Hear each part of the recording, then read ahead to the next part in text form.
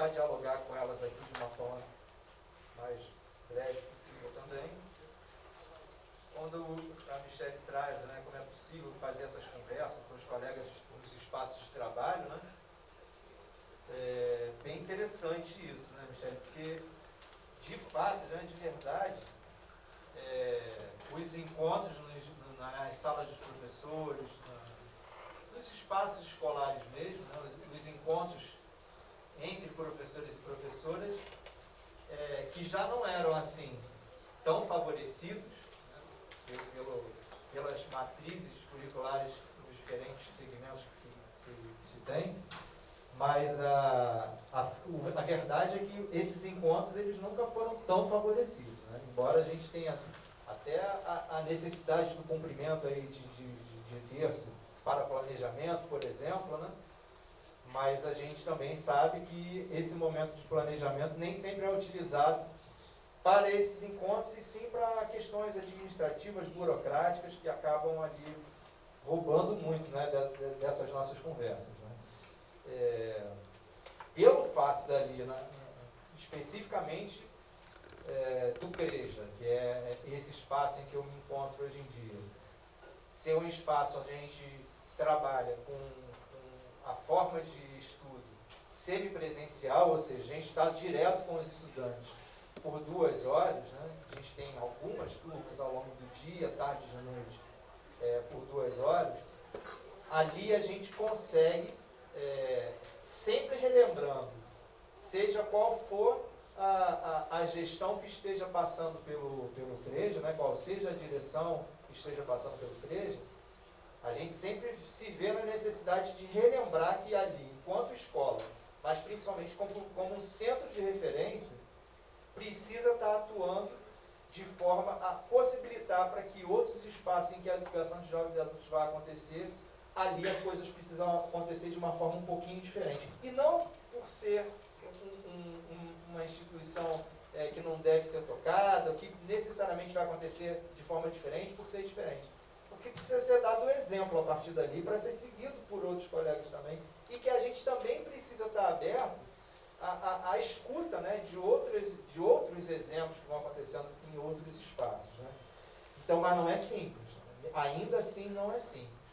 A gente está nessa semana, por exemplo, no município do Rio de Janeiro, com a Semana da Educação de Jovens e Adultos. Então a gente teve na segunda-feira, no espaço ali próximo da prefeitura, a Expopeja, que são culminâncias de diferentes trabalhos feitos nas escolas públicas de educação de jovens e adultos do município, onde os estudantes têm a possibilidade de apresentar os seus trabalhos, né?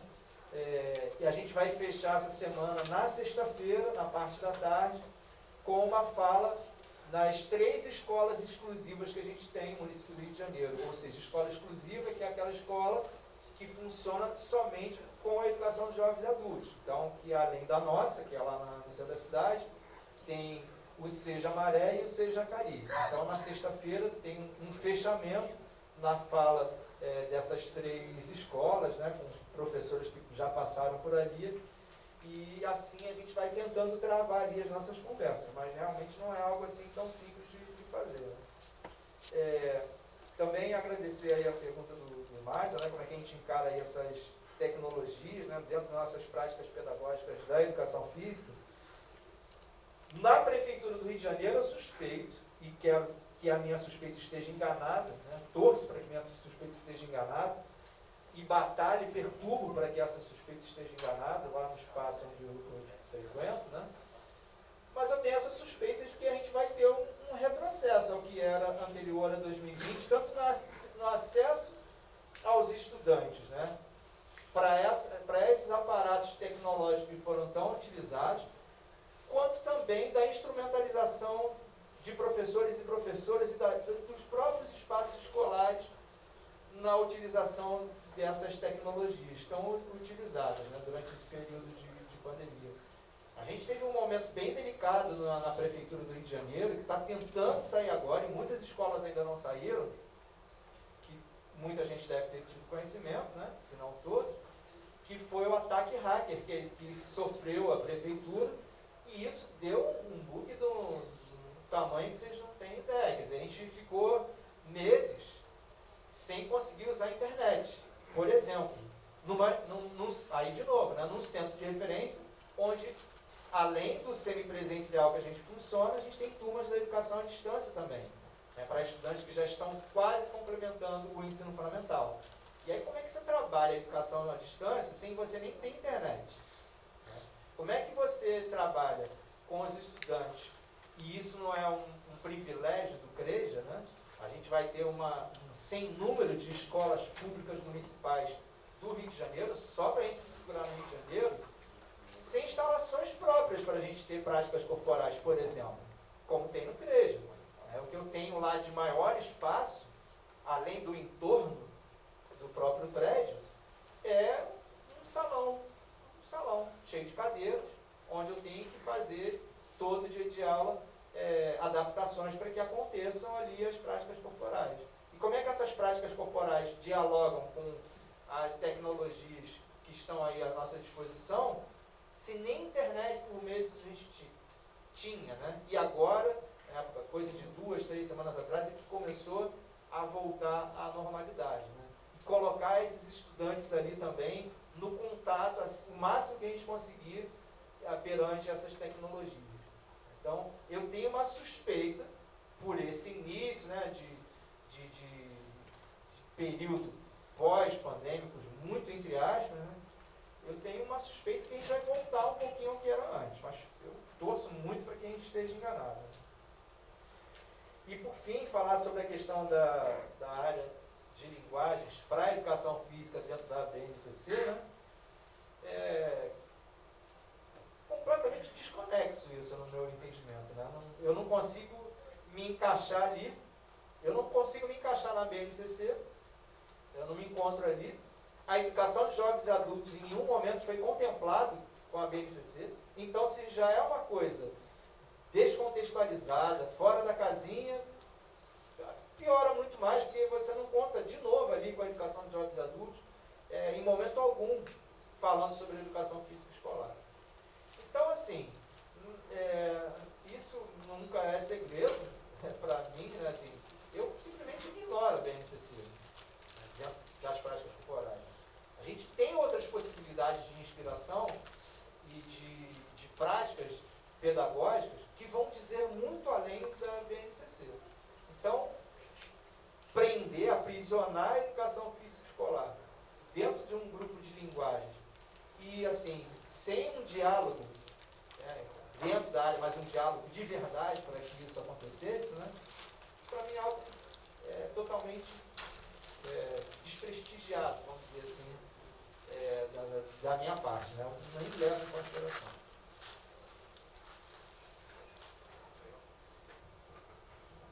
Bem, agradecer as perguntas.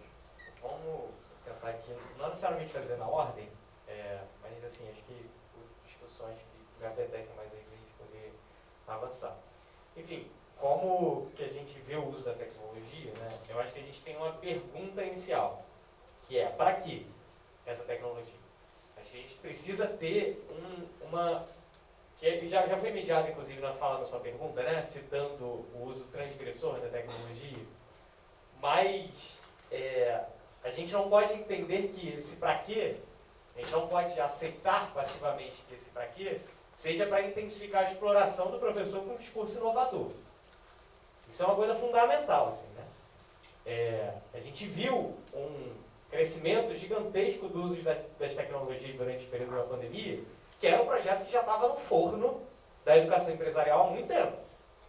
E se utilizou esse espaço, né, de barbárie, esse espaço da pandemia, para avançar e tratorar um projeto educacional que a gente vinha resistindo ali, né, avançava e a gente avançava também, aí recuava. A pandemia foi a desculpa perfeita para avançar na intensificação da exploração do professor, do trabalhador, e para colocar em prática a educação em que já estava no forno enquanto projeto, né?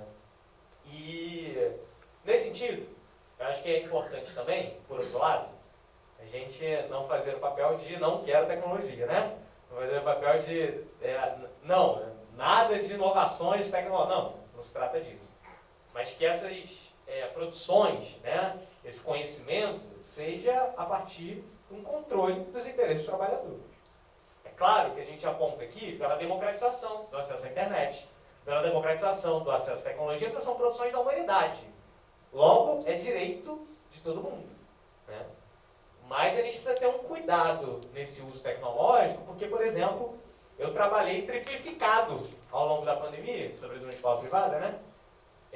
Tendo que ir presencialmente, né? Porque pré-vestibular, pré-militar, etc., não era educação básica, né? Então, era um dos pulos ali para as escolas privadas continuarem colocando seus trabalhadores na fase roxa da pandemia dentro de sala e não sofrer punição, né? Porque o decreto lá fechava as escolas, mas, pô, os cursinhos, não sei o quê. Os cursinhos foram ali pela janela, né? Continuaram durante fase roxa e fase vermelha. Vários professores adoeceram, né? Sobretudo aqueles que precisavam pegar transporte público, né? Trem, ônibus, os professores mais precarizados. Então, ao mesmo tempo que eu estava na sala de aula, eu estava também em casa fazendo a videoaula para a galera que não estava na escola. E depois, quando passou a ser opcional, né? Então, o cara podia ir ou não para a escola, teve um momento disso, assim, né?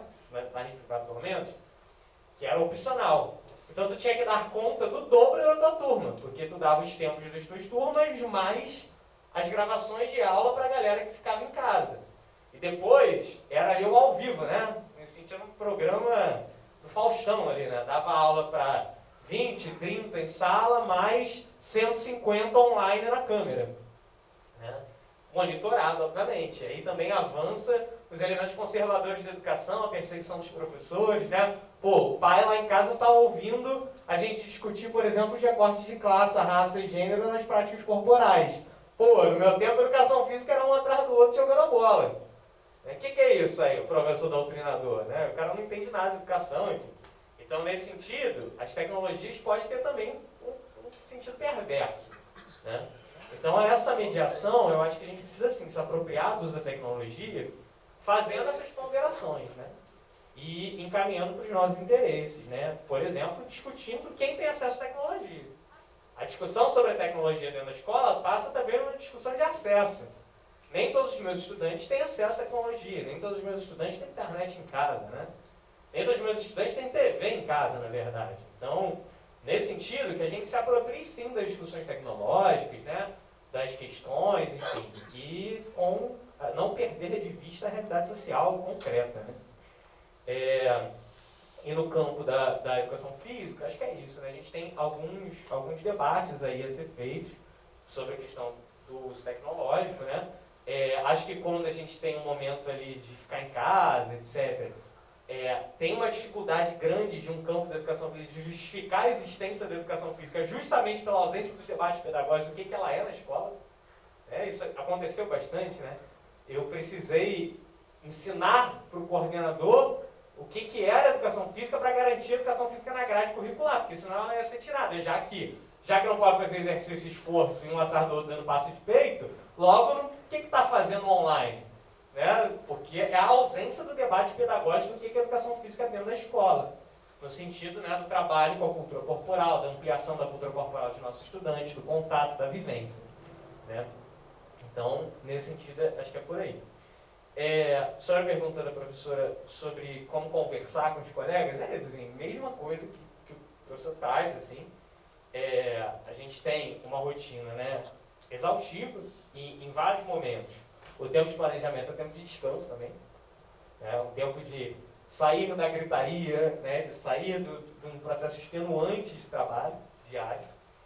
E que não é garantido e mobilizado o processo de formação continuada ou o processo de diálogo entre os professores, né? Então, essa mobilização, né, para a gente poder pensar, por exemplo, os projetos pedagógicos, os projetos educacionais, etc., eles podem acontecer quando há ali um professor que puxa o debate e tal, mas ele pode também simplesmente ser reproduzido, né?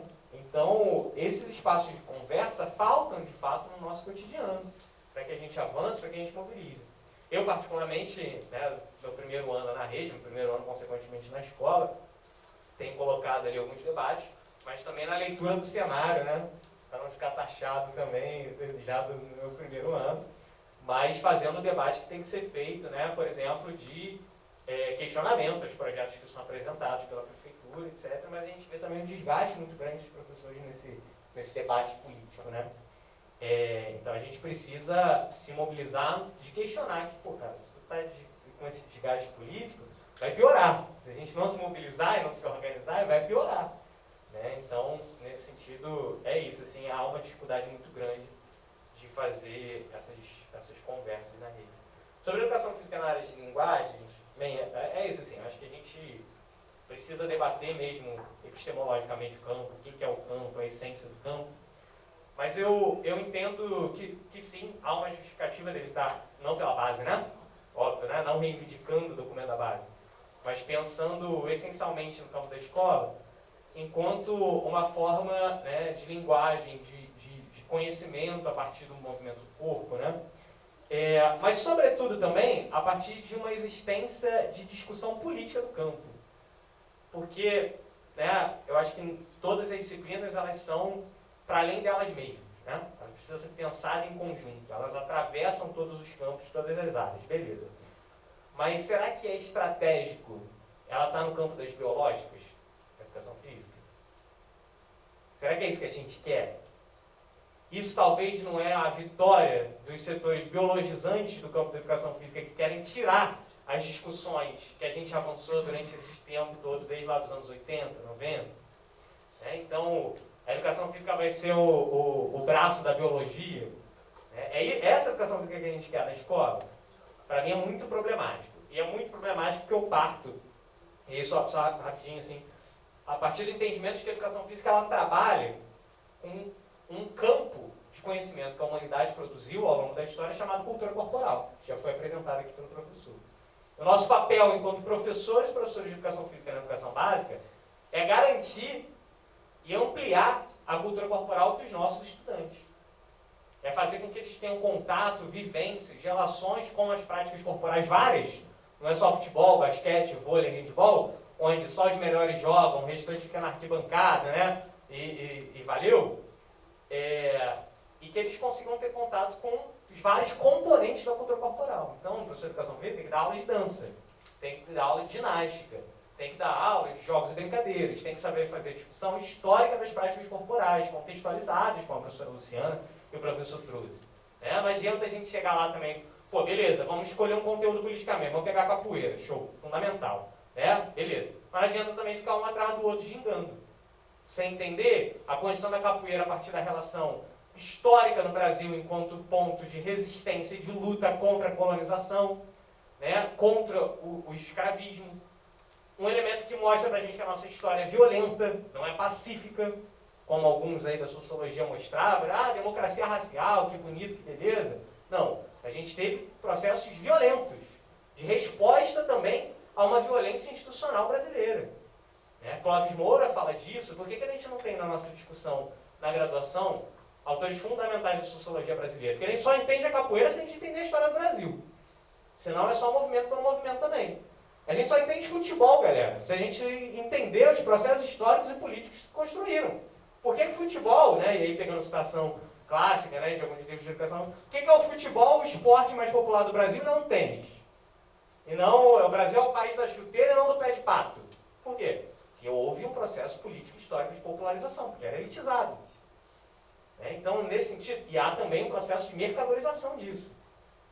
O meu estudante, que está lá no Engenho de Dentro, lá na Zona Norte, ele não tem o mesmo acesso ao lazer público, gratuito, como a galera que está na Lagoa, que concentra a grande maioria das áreas lá de espaço público de lazer da cidade do Rio de Janeiro.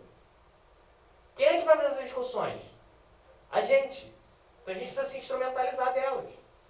Senão a gente vai chegar lá na prática e a gente vai colocar um atrás do outro e treinar para eles depois irem para a fábrica como era lá no século XVIII, 19, enfim.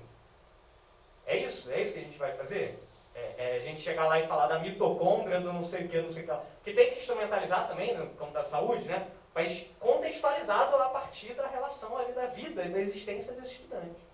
Então, quando o professor traz o coletivo de autores, é fundamental que a gente se aproprie do coletivo de autores e se aproprie das discussões reais, e atuais do campo da educação física. Então, assim, só para, senão eu vou estender muito aqui.